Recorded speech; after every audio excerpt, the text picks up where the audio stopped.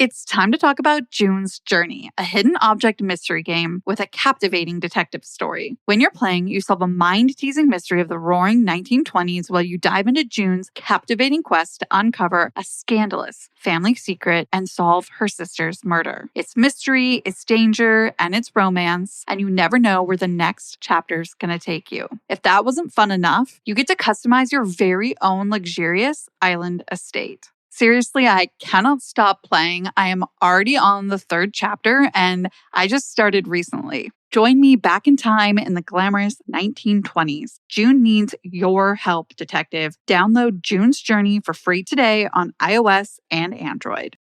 Is your daily grind getting you down? A ThermoSpa's hot tub may be the solution. Just a few minutes under those powerful soothing jets, and all your stress seems to melt away, like you're lying on a cloud of bubbles. You'll not only feel better, but sleep better too. Call 877-861-4672 now, and for a limited time, save $1,250. Call 877-861-4672 or visit thermospas.com to schedule a free on-site assessment. This podcast may discuss topics graphic in nature and possibly triggering to survivors. We value the safety and well-being of all of our listeners, so please practice personal discretion. Now, enjoy the show. Hey, I'm Paige. And I'm Natalie. We're the hosts of the Murder Diaries podcast. We bonded over tacos and true crime after we matched on Bumble BFF. You know, like any normal millennial using an app to meet new friends. Every Thursday, we upload a new episode. In each episode of the Murder Diaries, we tell true crime one story at a time. One week it's my turn. And the next week it's mine. You still think it's in my head, but I'm walking with the dead. We're going to start this episode by addressing the fact that my voice sounds like what you're hearing. I have been sick for about 10 days. I'm fine. I'm on the mend. But if I sound a little congested or a little raspy, that's why. But other than that, we are here and we are so excited to bring awareness to the story that we are going to be telling today. We're recording this episode on January 2nd, 2022. And as of today, Maia Millete is still missing. May, which is what she preferred to be called, vanished almost exactly a year ago, leaving behind all of her personal effects and her 3 young children. There's been no activity on her credit cards and no credible sightings of her either. The last person to see May alive was her husband, Larry. Now, I know what you're thinking. Is this a case of the husband did it? Maybe. However, until he gets his day in court, he's presumed innocent, even if it appears otherwise. And without May's body, prosecutors will be facing an uphill battle in his upcoming trial. So that's where we come in. Yes, we, as in me, Paige, and you, our listeners. If Gabby Petito and Sarah Everard's cases taught us anything in 2021, it's that there's power in numbers. And when the true crime community comes together, we can make a real difference. The bottom line, May deserves justice. Once you're done listening to today's episode, share it with your friends and family. Someone out there knows something, saw something, or heard something, and maybe they just haven't realized it yet. The more we spotlight May's story, the closer we get to justice for May and her family. Without further ado, this is the story of Maia May Millete. True to her name, May was born on May 1st, 1981, in the Philippines to Pablito and Naomi Tabalanza.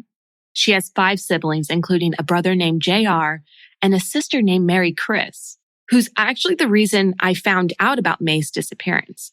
She runs an Instagram with the sole intention of spreading awareness about her sister's disappearance, on top of hosting weekly Zoom prayer groups and searches almost every weekend.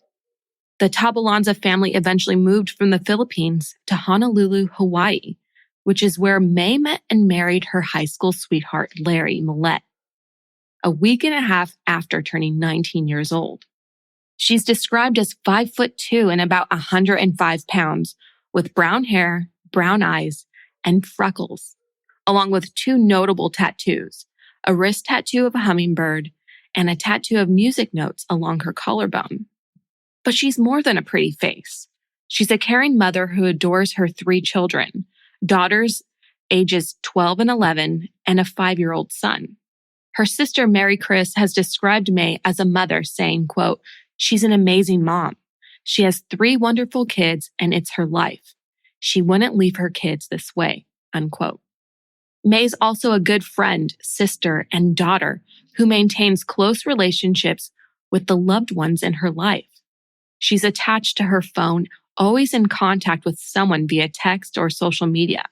Plus, she's fun to be around. If you've seen any of the videos or pictures shared by her family, there's no doubt about it. May is the life of the party. On top of all of that, she's a talented musician with a beautiful singing voice and some pretty great guitar skills. In early 2020, she worked as a civilian employee at the Navy's Southwest Regional Maintenance Center. Then halfway through the year, she transferred to the Naval Information Warfare Center to continue working as a civilian contract specialist. And it's said that she really excelled at her job and she was committed to her blossoming career. She had so much going for her. However, the stresses of 2020 really took their toll on May and Larry's 20-year-old marriage. Close family members describe lots of arguments in the couple's last year together. None of the resources go into what truly caused the couple's troubles, but there's mountains of speculation. The bottom line is that they were extremely unhappy together. Larry wanted to keep his family, him, May, and their 3 children, together. But May wanted out. Her Google search history at this time, around the summer of 2020 and onward, reveals her desire to leave Larry and start fresh on her own.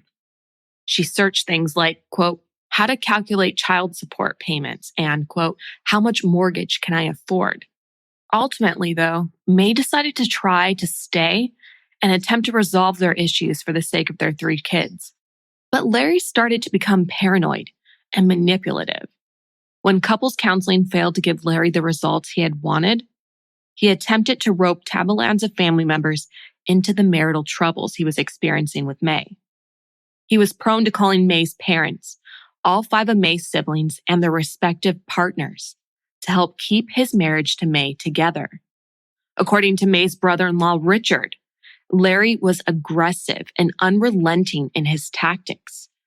Richard told Fox News, quote, he was trying to get us on his side when we felt like it was a lot of lies that he was telling us, unquote. He even goes on to describe an hour-long phone call he had with Larry over the summer of 2020. Richard's quoted as saying, quote, he just sounded desperate, you know? You gotta listen to me. It's her fault. It's her fault, unquote. Those phone calls and pleas for the family to intervene weren't the end of it either. Larry also sent May's family members hundreds and hundreds of increasingly bizarre texts throughout 2020. And I'm going to give you a couple examples. The first one happened on June 28th, 2020. He sent someone a text message with the Bible verses for Proverbs 5, 3 through 13. This Bible verse contains phrases like, quote, the lips of the adulterous woman drip honey, and, quote, her feet go down to death, her steps lead straight to the grave, unquote. There's so much clear desperation felt from Larry here, and there's so many boundaries he's crossing, important marital boundaries. I don't even know where to begin. You're absolutely right. Another example happened in September 2020. Larry texted a chilling photo to an unnamed recipient that he later sent to the Tabalanza family attorney. Don't ask me why, but he did. In the photo, there appears to be a candlelit altar with a black and white photo of the couple in the center. May and Larry's faces are splattered with a thick crimson red liquid resembling blood. Is this altar in their home? You know, none of the resources state where this altar was, but the fact that he had this photo splattered in what appeared to be blood is horrific. Family and friends went on to describe Larry's behavior as controlling and stalker-like, as he became obsessed with May's activities and communications with other people. Things escalated further when Larry started showing up to May's workplace, unannounced, just to see if she was meeting with other people. He even took things a step further when he demanded that May's supervisors not allow her to work with men altogether. This is clearly another red flag of desperation and those boundaries being crossed yet again. You don't get to tell a workplace who one of their employees can and can't work with. This is bizarre. Now, the question most people are probably wondering is, was May having an affair? I don't know. And frankly, it doesn't matter. None of the resources have confirmed this to be the case either.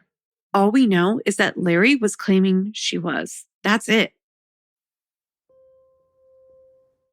Is your daily grind getting you down? A ThermoSpa's hot tub may be the solution. Just a few minutes under those powerful soothing jets, and all your stress seems to melt away, like you're lying on a cloud of bubbles. You'll not only feel better, but sleep better too.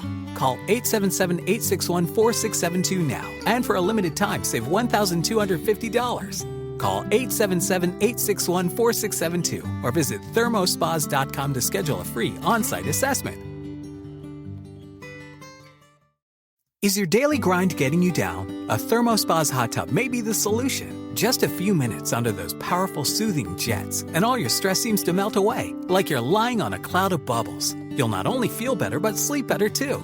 Call 877-861-4672 now, and for a limited time, save $1,250. Call 877-861-4672 or visit thermospas.com to schedule a free on-site assessment.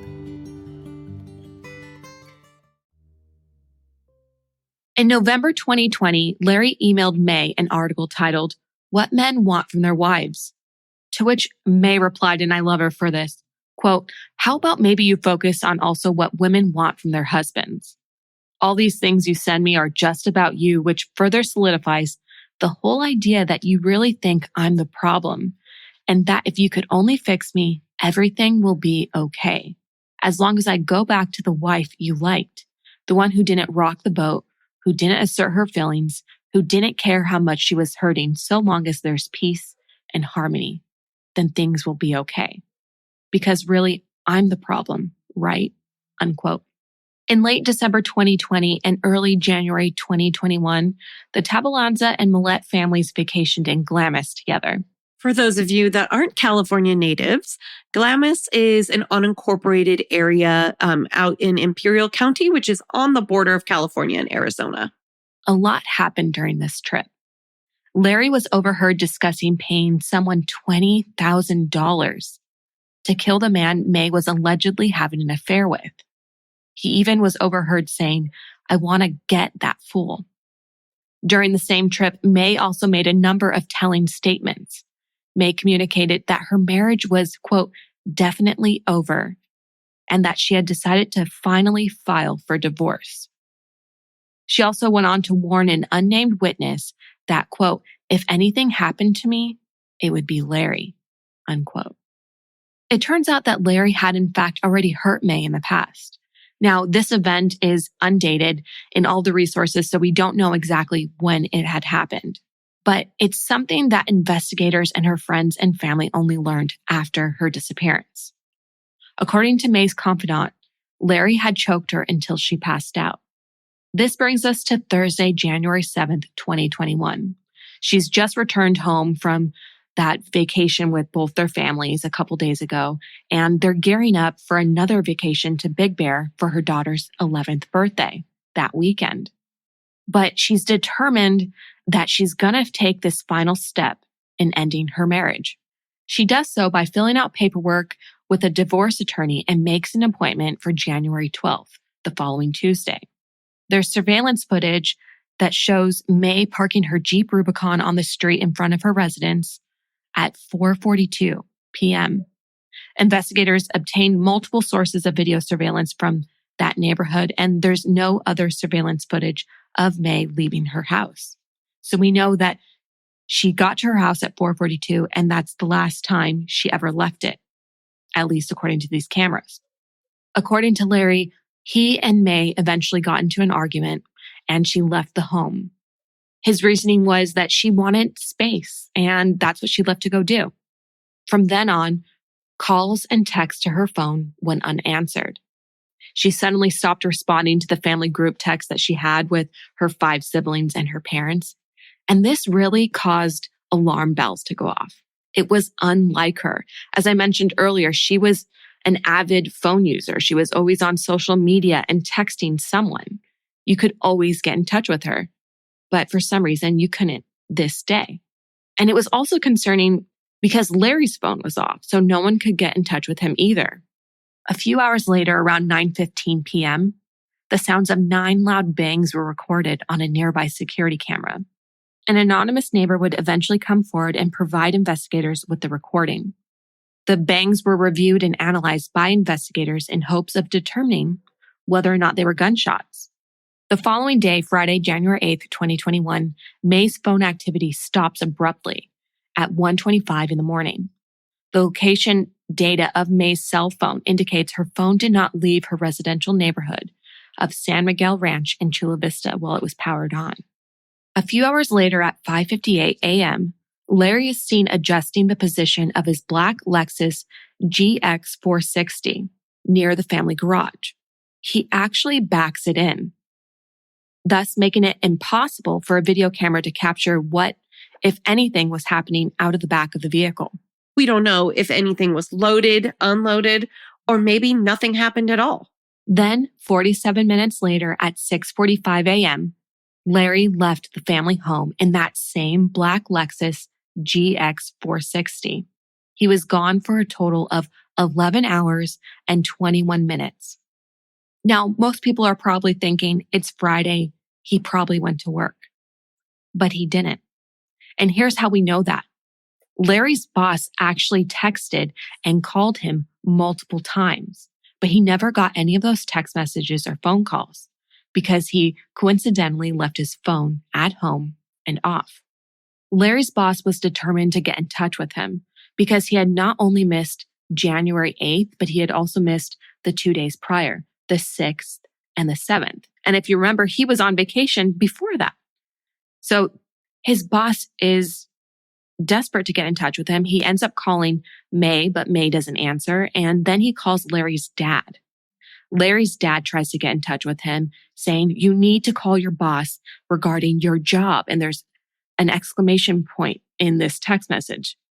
But again, Larry doesn't have his phone.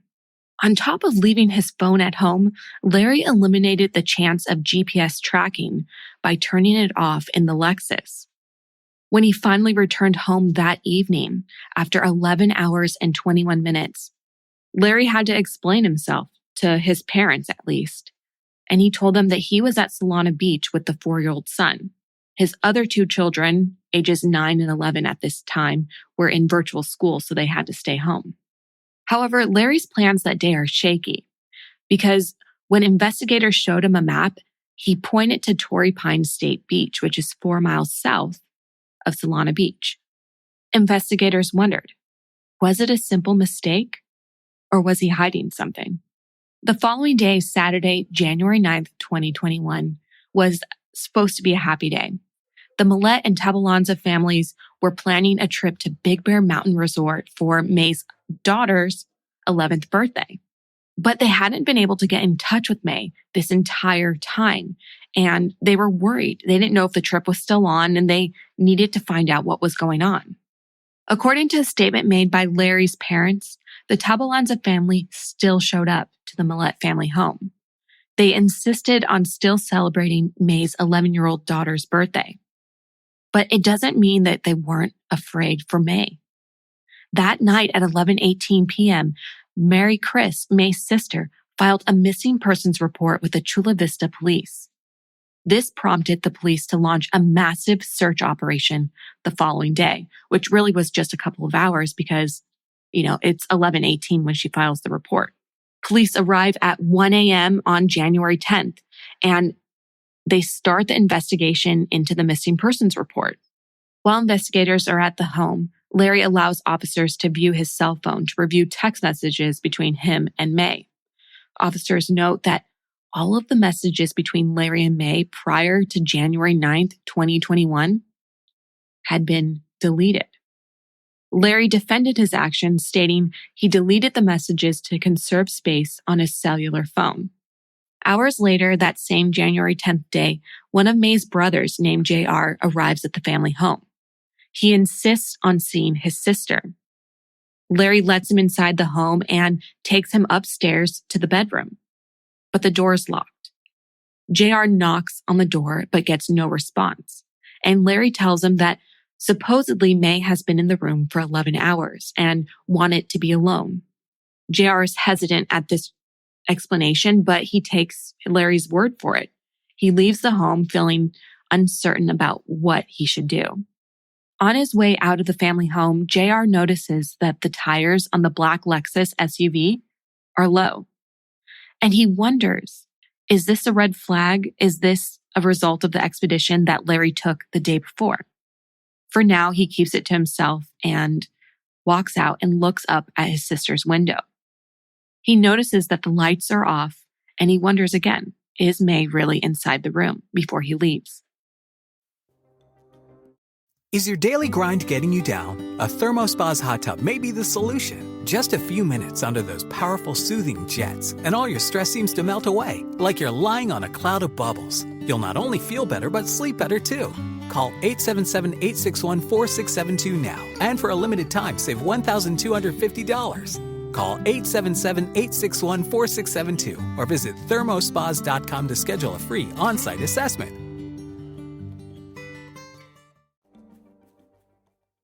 The following day, January 11th, 2021, Billy Little, an attorney hired by the Tabalanza family, arrives at the Millete family home. He introduces himself to Larry, showing him ID, and Larry admits him into the home. There's two things that Billy Little notices upon his inspection of the family home. First, there's a hole in the bedroom that Maia supposedly had been in the night before. When Billy touches the recently patched hole, he notices that it's wet. When Larry's asked about it, he tells Billy Little that the hole was made by Maia when she punched the wall. The second thing Billy Little notices is that there's a freezer missing from the garage. This interaction actually left a sour taste in Larry's mouth because he later accuses Billy Little of falsely presenting himself as a Naval Criminal Investigative Service, otherwise known as NCIS, to gain access to the home. Billy Little says that that's not the case. Who knows what really happened, but I just figured I'd throw that in. 4 days later, on January 15th, Larry Millete finally comes to his senses and acknowledges that he's concerned about his wife's whereabouts. If you remember, Mary Chris, May's sister, is the one who filed the missing persons report. Larry hasn't done anything in efforts to find his wife up until this point. A week later, on January 23rd, authorities served a search warrant and searched May's home for the first time. They seized the family's black Lexus SUV, and their hope was to search the contents of the infotainment center. They later released a report that indicated a navigation event, and that's in quotes, at 3:29 p.m. on January 8th. This was for directions to Larry's home address.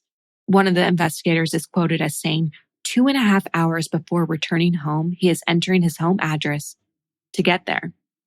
I'm giving this information so the public understands we do not have a vicinity for where the body may be, because at this point, they're working under the presumption that May has been killed.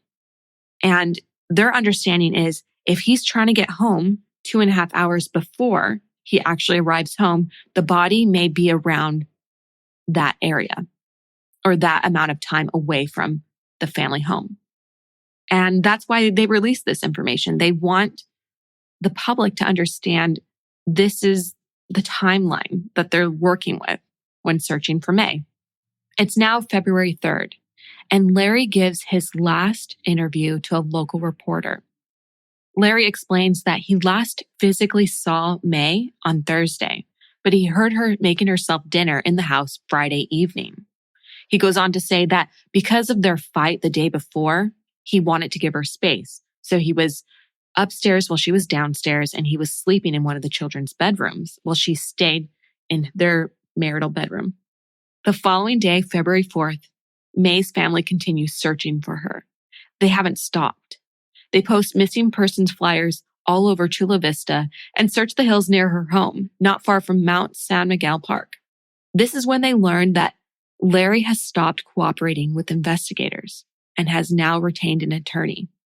The following day, February 5th, Chula Vista police and May's family hold a media briefing, and here they make an emotional plea for the public's help to bring her home. And that's how the days and weeks go for some time. They search every day for May and turn up no answers. It's now April 1st, and police serve Larry with a search warrant.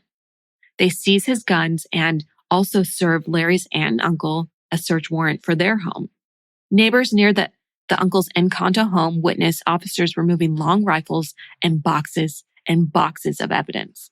That same month, Chula Vista Police Department begins working with the FBI, the San Diego County DA's office, and the Naval Criminal Investigative Service on May's case.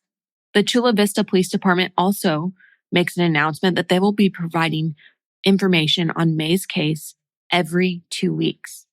With the involvement of the FBI and the San Diego County DA's office and the Naval Criminal Investigative Service, May's case really starts to get traction in the news and the media. As a result, Dr. Phil brings on May's sister, Mary Chris, and her husband, Richard, to talk about May's disappearance on one of his episodes of Vanished. During the episode, Dr. Phil went through line by line and dissected Larry's February 3rd phone interview. Remember the one I just mentioned with that local reporter? Well, that's the interview he's dissecting. During his dissection, Dr. Phil points out that Larry rarely refers to May by her name. Instead, Larry calls May her. Dr. Phil suggests that Larry's distancing himself from May. By not using her name, Larry is keeping things impersonal. And it makes you wonder, why would he do that? This is a man who has told his wife's entire family that he's desperate to save their marriage and wants to keep his family together.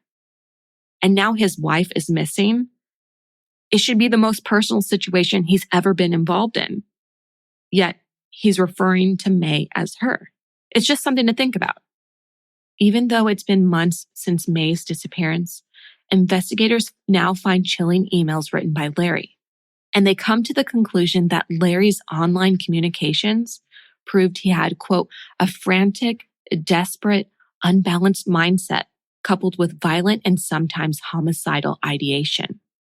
According to a Sun publication about May's disappearance, investigators reviewed Larry's phone and conducted search warrants. And through those investigations, they discovered that Larry had allegedly sent, quote, hundreds of emails to various companies that sell spells. They're quoted as saying, quote, these companies purport to be psychics, spirit channelers, or white light practitioners capable of energy work, who sell spells that can be cast to enhance a person's love life, eliminate debt, or make a romantic partner remain faithful. They go on to give an example of one of these interactions. Quote, on December 31st, 2020, he allegedly emailed one spellcaster writing, can you hex to have her hurt enough that she will have to depend on me or need my help? She's only nice to me when she needs me or sick. Thanks again, maybe accident or broken bone, unquote. Interestingly enough, Larry abruptly asked for the hexes against May to be stopped on January 9th. From then on, he changed his focus to, quote, the other man that he was convinced May was having an affair with. But these aren't the only troubling things that investigators found in his emails. In fact, Larry's internet searches proved to be troubling. One in particular happened in December of 2020. Larry conducted a search entitled, My Wife Doesn't Want Me to Touch Her. He then followed that search with another search, looking for specific date rape drugs. The following month, on May 7th, a temporary gun violence restraining order is served against Larry. If you're like me and have no idea what a gun violence restraining order is, I'll tell you, I had to look it up. It's a court order that prohibits the person from having in his or her custody or control or possession or receiving any firearms or ammunition while under the order. The petitioner must convince the judge that the person to be restrained possesses a significant danger in the near future of causing personal injury to himself, herself, or another person by having in his or her custody or control, owning, purchasing, or receiving a firearm. And with all of this information that investigators have uncovered, it's understandable why they would petition for a gun violence restraining order against Larry, because he actually owned 22 firearms, including 3 shotguns, 5 handguns, and 7 AR-15s, only 8 of which were legally registered to him. Another thing to point out is that one of Larry's weapons, a .40 caliber gun, has still yet to be recovered. That same month, May's parents, Pablito and Naomi Tabalanza, filed a petition seeking visitation rights with their 3 grandchildren because at this point, Larry had cut off all communication with May's family. It's now July. News 8 goes to court and asks a judge to unseal the gun violence restraining order records. Judge Catherine Bacall agrees that the public should have access to these documents. In the documents, Chula Vista police alleged that May and Larry's children had access to the gun collection because they knew the combination of the gun safe in the home. On top of that, there's actually a picture of May and Larry's 4-year-old son standing on a table that's covered in every single gun you can imagine. On top of all of that, the unsealed records describe Larry as a person of interest in May's disappearance. However, the records do not describe him as a suspect, and they say nothing about whether or not it's a homicide case. The truth is, we don't have a body yet. And those of us that consume true crime know we need a body, a weapon, and we need to link the suspect to the crime scene. And we can't do that yet. You're right, we can't. And that doesn't stop Larry from distracting the media with other news. Larry finally fires back against his in-laws in September with a scathing declaration filed in family court. He does not want May's parents to have visitation. In this 9-page declaration, he attacks May's family for everything from drunkenness to child neglect and to contaminating the family home with secondhand smoke. A family attorney not involved with the case reviewed the 9-page declaration, and he's quoted as saying, quote, "He's going guns blazing and trying to come up with every reason he can possibly think of to say that this visitation is a bad idea." He goes on to say, quote, "It's very over the top. I've been doing family law for over a decade, and this is one of the most aggressive declarations I've read in a while," unquote. This distraction may have worked on the media, but it didn't work on investigators because all this time they've been looking for proof of life as a part of this no-body investigation. And up until this point, September, for 9 months, they haven't been able to find any such proof. They still acknowledge that May's last communication was on January 7th. There's been no withdrawals from her bank accounts. Her passport has expired in this time. There's no way May is out there, alive. In fact, a key piece of evidence was the whereabouts of May's phone. One of the investigators is quoted as saying, quote, "After an extensive recreation and experiment that was done in September of 2021, it's clear that May's phone was at that San Miguel Ranch neighborhood, at her home or thereabouts.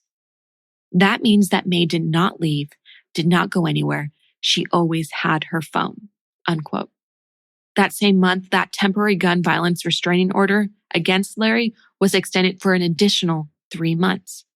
But I think, and this is just my opinion, that investigators were really trying to buy their time because within the next few weeks, leading into October, Larry had been seen withdrawing large sums of money from the bank.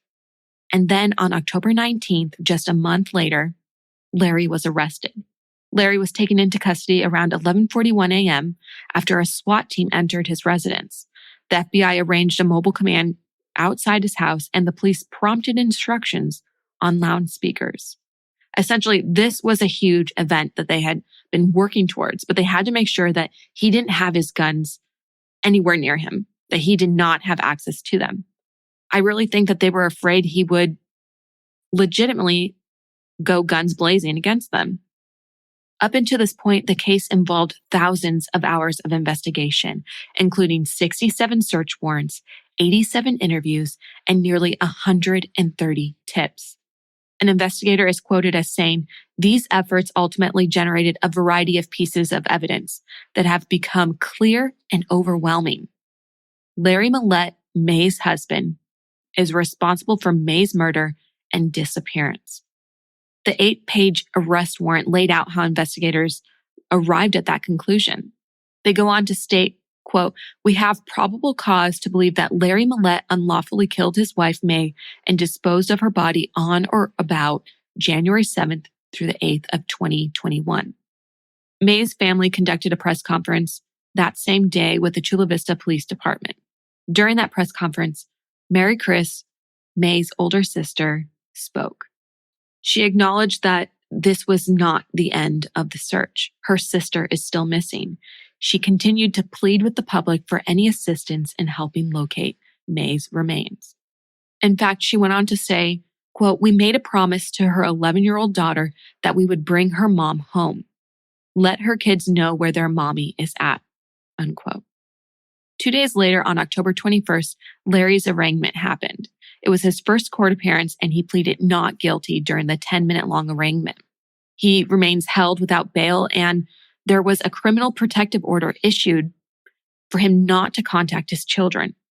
Only 6 days later, on October 27th, Larry is brought back into court.